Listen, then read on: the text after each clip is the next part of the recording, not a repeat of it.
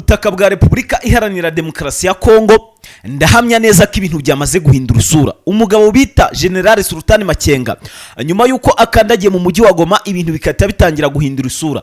Nyuma yuko ahageze agakoresha inama n'abasirikare bakabonana na bamwe mu bayobozi bari mu 23 byahise bihinduka ibindi Kinshasa. Nyuma yuko General Sultan Makenga yigaragaje akaba yarafashwe ifoto, iyo foto ikaza gutrendinga ikagaragara hirya no hino ku mbuga nkoranyambaga. Aya mafoto rero yageze mu biro kwa Felix Antoine Tshisekedi. Aya mafoto akihagera ibintu byase bihindura isura. Nibwo Tshisekedi yahisamagara uwitwa Sultan yahisamagara uwitwa Lieutenant General Pacifique Masunzu aramubwira ati aka kamwanya direct nkusubije mu rugamba, ati ge nguhaye indi misiyo ikomeye cyane, atugomba kwica General Sultan Makenga. Ariko uyu mugabo bigasa nkaho noneho bamuhaye kado yuzuye uburozi, kongera kumugirira icyizere yarapfukamiye mu vetro ngo imwigarurire ngo bafatanye bikanga. Felix Antoine Tshisekedi akaba yongeye kumwondokera akamubwira ngo ndashaka kusubira mu rugamba kandi ukongera ukajya kuyobora zira operation zibera muri Sud Kivu. Ibi bintu rero bikaba bikomeje kugenda bigaragara yuko uno mutwe wa 23 nyamara nta mikino ufite, ntayo iyo mikino ntayo bafite, ntayo je namaze kwa mbivuga neza cyane gatanu kuri agenzi kako. Bigaragara neza cyane hano kuri buno butaka bwa Repubulika Iharanira Demokarasi ya Kongo k'ibintu bitangiye kugenda bigira gute bihindura isura. Andi makuru akomeye cyane, umugabo bita Felix Antoine Tshisekedi ndetse n'uwo bita Evariste Ndayishimiye ni aba perezida bombi bayoboye ibihugu bibiri bitandukanye. Nyakubahwa perezida Evariste Ndayishimiye w'igihugu cy'u Burundi na nyakubahwa Felix Antoine Tshisekedi perezida w'igihugu cya Repubulika Iharanira Demokarasi ya Kongo. Aba bagabo bombi bafatanyije mu bijyanye no guhashya no kurwanya izi nyeshyamba za M23. So muze kunyumva neza cyane, munyemerere mbivuge mu buryo bivugwamo. Aya na makuru akomeye cyane, ni nyandiko zikomeye cyane ngiye kubanyuriramo babwire uko byifashe neza cyane hano kuri buno butaka. Ubu tuvugana ibintu byamaze kugira gute guhindura isura mu buryo mwe cyangwa se ubundi. Ubyumva uko bishaka ariko nyaboneka genda kubwira ukuri kw'ibihari. M23 ibintu byabaye ibindi bayifata imyanzuro ikakaye. Aho rero kuri ubu ngiye kubasobanurira neza cyane akantu ku kandi, wowe untega amatwi ntuze gucikwa n'akantu na gatoya kuko aya makuru arakomeye cyane. Neza Felix Antoine Tshisekedi yamenya amakuru yuko uwitwa General Sultan Makenga ari muzima kandi kakomeye nyuma y'ibihuha bamuherezaga bavuga ngo ararwaye. Ariko reka nkubabwire, no kutagaragara ku rugamba umusirikare bituma aduyi cyangwa se abanzi bawe bakwibazaho, kuko nk'ubu ngubu ntiwambwira impamvu Felix Antoine Tshisekedi yibajije kuri General Sultan Makenga, amwibaza akibaza impamvu akiriho. Ibi bintu mushobora kubyumva mukagira ni ibintu byoroshye, kuko niba Tshisekedi yamaze kumenya yuko Sultan Makenga agiye guhagurukana none akisubira muri operation, kandi biri kuvuga yuko ari nawe ugiye gukomandinga urugamba rugiye kujya rubera hano muri Uvira. Tayari ko gufata Uvira byatangiye uyu munsi, dore ko n'imirwano yiriwemo muri zira axe. Akaba yasamagara Lieutenant General Pacifique Masunzu, uyu mugabo yari yakuye mu rugamba akaba yongeye amugaruye mu rugamba. Ngiye aya makuru nyamenye nonaha, ndaje mbabwire gato no ku makuru ya FDLR nazo zahuye n'ibyago bikomeye cyane. Felix Antoine Tshisekedi yatangiye kuzitakana, ndetse mbabwire yuko na FDNB Tshisekedi yongeye kuvuga yuko yongeye kwibutsa igisirikare cy'u Burundi ko bura nta n'ikintu kimaze hariya muri biriya bice. Byose ugiye kugenda ubimenya, kuko aya namwe mu makuru akomeye cyane yababaje uwitwa Evariste Ndayishimiye akibaza impamvu abasirikare be barenga ibihumbi 30 na bingahe bashiriye hano muri Uvira baza kurwanira buno butaka butari n'ubwabo, abandi bakagwa zangungiyo muri za Masisi yara muri Sud Kivu, ariko baraje guhangana na M23 kandi nta kintu bishyurwa. Ibi ngibi rero bikaba byababaje Evariste Ndayishimiye, nawe akavuga ati rero ati Tshisekedi reka nkubwire iyi mikino yihorere, ati yihorere. Ariko wenda mbere yuko ninjira ku bya Tshisekedi ndetse na Neva, munyemerere tubanze twinjire neza cyane hano twinjire neza cyane, twinjire runo rugamba rukomeje kugenda rubera mu axe agiye atandukanye. So ariko mbere yuko dutangira aya makuru, reka mbanje shimire abakunzi ba Defense TV mwese mwakanze kuri subscribe, muri abantu beza cyane, muri inshuti z'akadasohoka. Ndabifuriza kugira ibihe byiza, ndabifuriza kugira umugoroba mwiza, ndabifuriza imigisha yose itangwa n'Uwiteka kuko muri abantu beza cyane. Hanyuma rero ndagira ngo mbibutse yuko tumaze kugira subscribe 5960.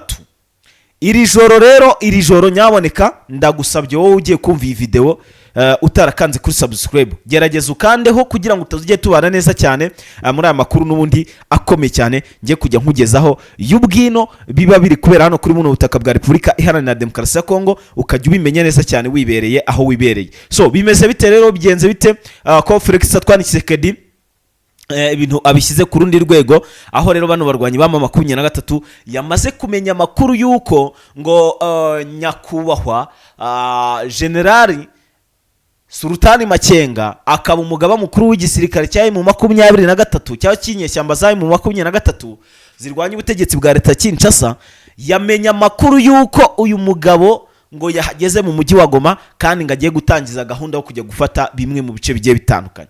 None ahangaha mu kanya gato y'ubwo narindimo nkurikira amakuru, nibwo uwo bita Lawrence Kanyuka akaba perezida wa AFC M23 akaba n'umuhuza bikorwa muri M23.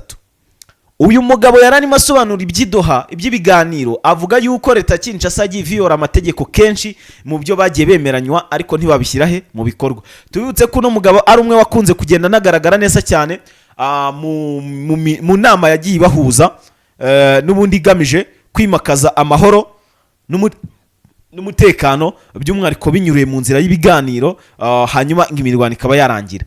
Uyu mugabo rero Lawrence Kanyuka, mumbabarire, uyu mugabo Lawrence Kanyuka yararimo avuga yuko ngo Felix Antoine Tshisekedi ari we wagiye atanga itegeko akemeza ibyemezo binyuranyije n'amategeko bagize gute bemeranye cyangwa se n'ibyo baganiraho bakabyemeranywa.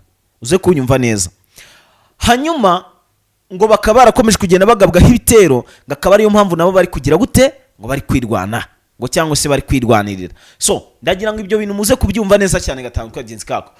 None yavuze ngo turategereje, twe nta gahunda dufite yo kwigarurira ibice, atariko ntago tuzagabwaho ibitero ngo tunanirwe kwitabara. Ako kantu niko kabi yo Felix Antoine Tshisekedi akumvise umutima urahabuka. Iyo yumvise akantu ko kuvuga ngo ntago ibitero byaza ngo tunanirwe kugira gute kwirwanaho, iyo akumvise ahita yumva yuko igihugu kibaye cyahindire. Sasa rero dore impamvu ya mbere, Tshisekedi yamenye neza yuko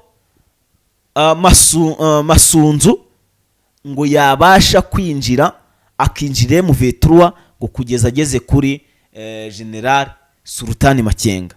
Hanyuma yamwemerera ibintu bibaho n'ibitabaho, aramubwira ati wowe nuramuka umufashe atuzahita umuca umutwe uwunzanire. Kuko urumva Tshisekedi asaba sample nyine, aramubwira ati kugira ngo mbikofrime neza ko yapfuye uzawunyereke cyangwa se nzabimenye nyine ko yapfuye. Ibi ngibi rero bikaba ari bimwe mu bigize gute mu bigiye kumukoraho. Hanyuma rero nyaboneka ndababwiza ukuri ko ibintu bitoroshye, ibintu ntago byoroshye mwaka byaramo, ibintu bikomeje guhindura isura. Bano barwanyi bayi mu 23 bari kugenda bakubita icyitwa coalition ku rwego rwo hejuru cyane, kuko aho Sultani Makenga agere hano mu mujyi wa Goma, ndagira ngo hari ku munsi w'ejo ibintu byahise bihindura isura, urugamba rwahise ruhindura isura, ibintu byose biragenda bihinduka bishyashya. Ushobora kwibaza ati se byahindutse bishyashya kuko uyu mugabo yahageze? Oya, na mbere yuko ahagera byahoraga ari bishyashya, ariko ahaziye ubona ko morale ku basirikare yari igize gute, yariyongereye. Kandi kwiyongera kwa morale ku basirikare bisobanura iki? Kwiyongera kwa morale kwa basirikare bisobanura ko M23 igiye kugira gute, igiye gutsinda. Ndagira ngo ibyo bintu uze kubyumva neza cyane gatanu kuri kagenzi kako. Amakuru avuga ngo kirero, amakuru aravuga yuko bano barwanyi ba M23 muri tumwe mu duce bagiye bigarurira, by'umwihariko tugizwe ino teritwari ya Rucuro, twagiye twumvikanamo urugamba rukomeye cyane, aho bagiye bahangana na FARDC kuva mu masaha mu gitondo kugeza muri umugoroba, bakaba bagiye barwana na za Wazalendo, ivumbi rigatumuka. Gusa amwe mu makuru akomeye cyane kandi ifite nizeye neza cyane gatanu kuri kagenzi kako, avuga ku rugamba n'umundi rukomeje kubera hano mu burasirazuba bwa Repubulika Iharanira Demokarasi ya Kongo, by'umwihariko igice M23 iyoboye hano muri ahangaha muri tuno duce n'ubundi twa Warikare ndetse n'utundi duce tugiye dutandukanye tubarizwa hano mu burasirazuba bwa Repubulika Iharanira Demokarasi ya Kongo, nka za Uvira ndetse n'ahandi hagiye hatandukanye hagiye humvikanamo urusaku rw'amasasu uyu munsi. byose ugiye kubimenya. Masunzu rero ufitanye inzika ikomeye cyane na General Sultan Makenga.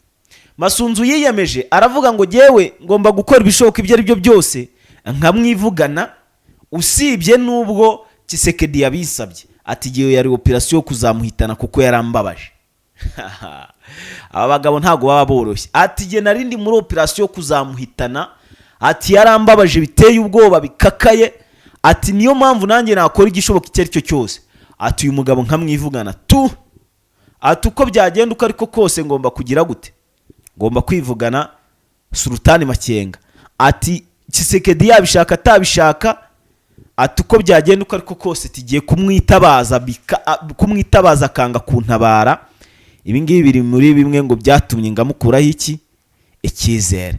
Sasa nubwo bimeze uko, ndagira ngo mbibwirire ukuri njyewe, gukuri kwa nyako gukomeye, kandi nanone nucunga neza uraza gusanga ariko uyu mugabo Lieutenant General Pacifique Masunzu ari gupanga zino operation bitewe nuko uyu mugabo General Sultan Makenga aherutse guhamagarwa na Masunzu aramubwira ngo ndashaka kuntabara kuko Kinshasa yanyihindutse, ukamfasha ukanjyana aho uherereye ubu ngubu, ati hanyuma nkagira utwo nikorera nanjye nkereka Tshisekedi ko nubwo yansuzuguye ariko nanjye mfite imbaraga.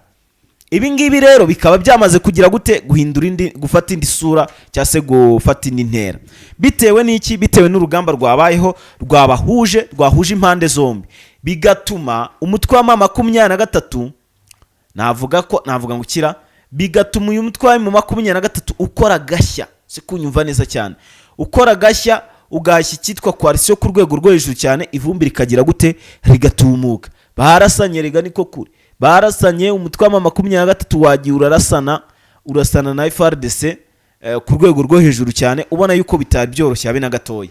Ariko nubwo bimeze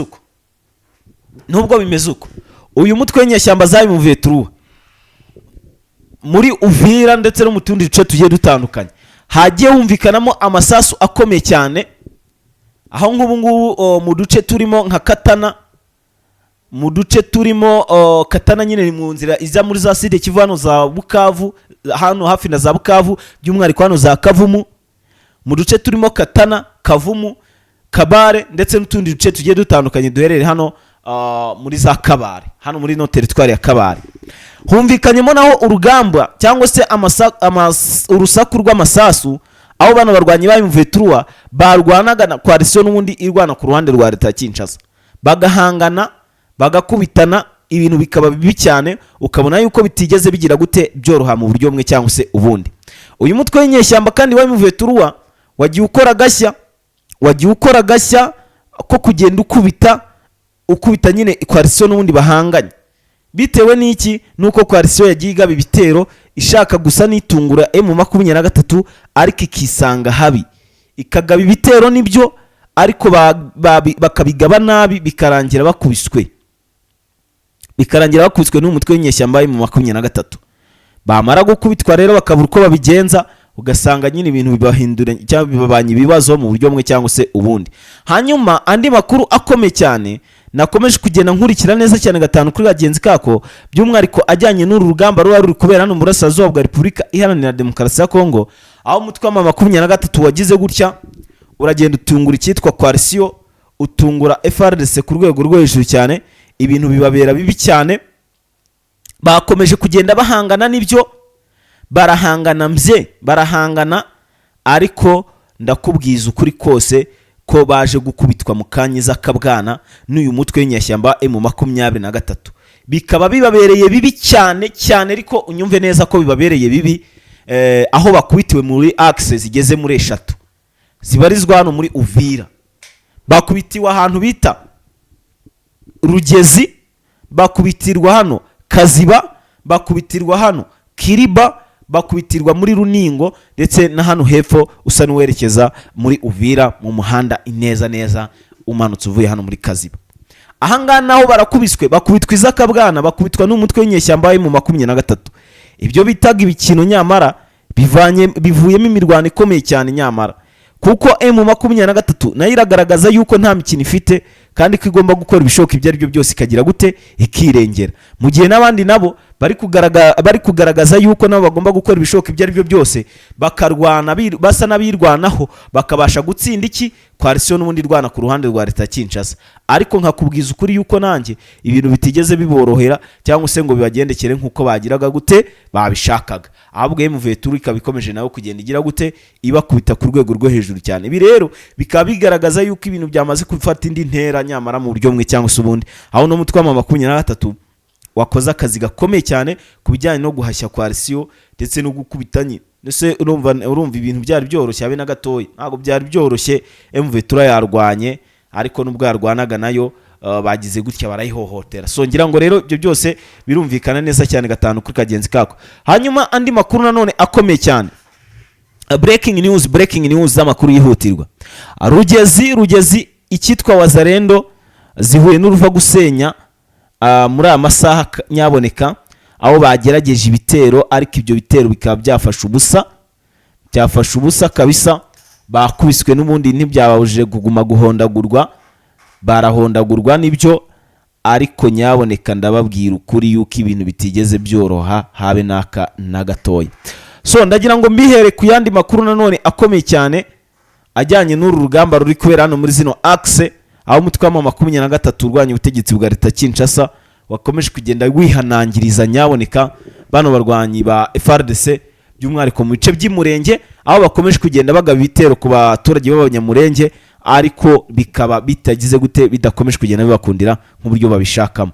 So rero ndagira ngo nkushimire wowe mukunzi wacu udahwema kubana natwe.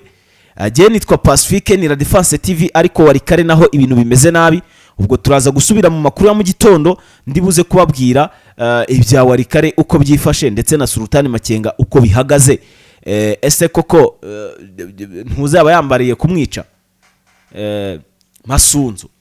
Masunzu yaba yambariye kumwica bya nyabyo byose. Rero ukeneye kuza kubimenya mu makuru ndibuze kuba muhugezaho mu masaha y'umugoroba. Kangushimire, dusubire mu kandi kanya kari imbere.